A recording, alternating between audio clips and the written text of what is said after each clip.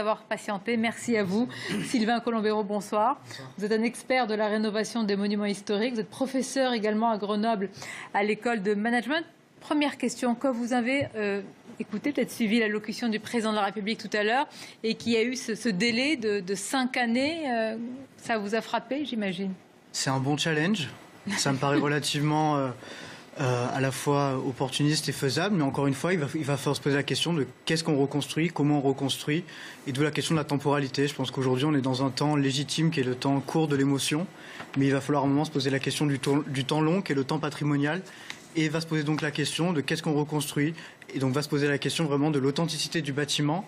J'ai entendu dire aussi dans l'allocution qui parlait qu'on va la rendre plus belle qu'elle l'était actuellement, ou du moins avant hier. Donc la question, c'est quel est le projet de restauration associé à Notre-Dame de Paris, et surtout quelle a été la décision, ou du moins les discussions qui ont été faites au sein des architectes des bâtiments de France ce matin quand ils se sont rencontrés. Mais vous dites que c'est faisable. Vous avez dit. Encore une fois, ça dépend de ce qui va être décidé. Si le but c'est de remplacer le foyer par une chape de béton, ça peut aller relativement très vite.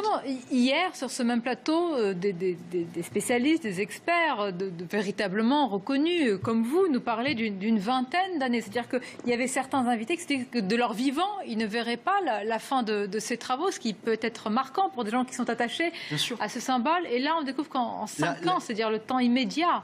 La réaction la plus réaliste, c'est Stéphane Bern ce matin, chez vos confrères de France Info, disait que lui, peut-être de son vivant, ne verrait pas la Notre-Dame refait. Mais encore une fois, ça dépend vraiment de ce qui est décidé.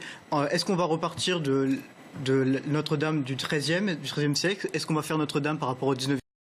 Est-ce qu'on va reconstruire la flèche? Toutes ces questions qui discutent de l'authenticité du bâtiment. Et on peut même se demander, si on inscrit Notre-Dame de Paris dans un contexte très contemporain, pourquoi pas remplacer le foyer par une verrière? Aujourd'hui, c'est des discussions que les architectes des bâtiments de France peuvent avoir. Mais ce sont, vous le savez, des discussions qui peuvent heurter, choquer, parce que beaucoup s'attendent à un respect strict, véritablement, de l'édifice, avec les archives, les images, les plans, d'ailleurs, d'origine, qui sont à la disposition, évidemment, de tous ceux qui vont se mettre à l'œuvre. Attention sur ce plan-là, parce que c'est très important. Aujourd'hui. Le contexte est relativement différent.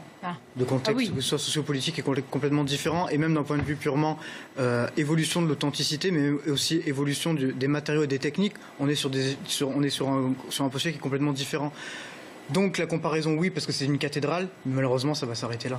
Il y a peut-être une chose qui pourrait être comparée, c'est que pour reconstruire la cathédrale de Reims, on n'a pas reconstruit la charpente en bois, mais en béton armé. Et là, faudra... Qui sont désertés, qui sont abandonnés, oui. On peut quand même se poser la question de certaines priorités. Aujourd'hui, il y a 43 000 monuments historiques en France, qui sont soit inscrits, soit classés. Donc je ne pense pas qu'il y a la faute incombe à l'État sur le délaissement. Je pense qu'il faut d'abord se poser la question sur qu'est-ce qu'aujourd'hui fait patrimoine en France. Et aujourd'hui, on voit qu'il y a énormément d'objectifs et d'intérêts pour les communes, pour les villes, pour les régions, etc., d'avoir un maximum de monuments classés pour faire venir des subventions, etc., etc. Donc aujourd'hui, il faut se poser la question sur comment on attribue ce label de monument historique ou d'inscription, et in fine, ça rediminuera Et la question que je voulais poser, c'est qu'on ne peut pas se gargariser, comme certains le font, Mathieu Bock-Côté, de l'identité des racines chrétiennes, quand les églises, les cathédrales, pour certaines, sont délaissées et abandonnées. Il y a une forme de paradoxe qui est assez frappant. Il y a deux formes d'abandon, je le redis. C'est-à-dire le premier, c'est en tant que tel, voilà. Pour répondre à la problématique de l'accès aux personnes à mobilité réduite. La Commission des monuments historiques a retoqué cette décision en disant tout simplement que non, on n'allait pas fracturer l'authenticité du bâtiment pour permettre à cette régulation d'être mis en place. Donc il existe aujourd'hui certaines marges de manœuvre, alors je dis le CMN, mais c'est peut-être la Commission nationale des monuments historiques. Il existe aujourd'hui des marges de manœuvre à peu près sur tout, sauf sur la sécurité et sur le feu.